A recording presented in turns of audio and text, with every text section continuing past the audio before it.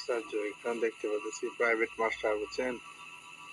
Private master কেমন করতেছে, অথচ এই বাসাটা ফাঁকা আছে। এই যে দেখেন, এই বাড়িতে বাপ মা বিশ্বাস করে এখানে প্রাইভেট মাস্টারের কাছে রেখে গেছিল ছাত্রী। আমি তো ভিতরে যেতে পারি না, দরজাটা লক করা আছে, এই জন্য দেখেন এটা লেখাপড়ার নামে কেমন কেমন করতেছি।